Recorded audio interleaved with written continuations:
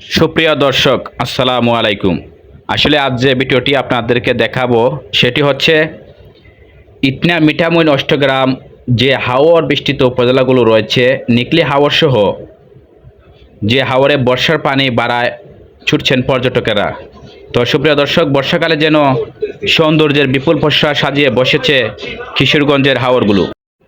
সেই টানে হাওর বিস্তৃত উপজেলা ইটনা মিঠামইন অষ্টগ্রাম ও নিকলি হাওরে ছুটে আসছেন ভ্রমণ পিপাসু মানুষেরা।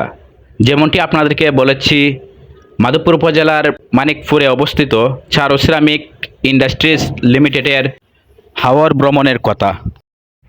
শুক্রবার 5 জুলাই এক ঝাঁক পর্যটকেরা নৌকা ভর্তি করে হাওর বিস্তৃত এলাকাগুলো পরিদর্শন এবং সৌন্দর্যগুলো উপভোগ করে আসছেন।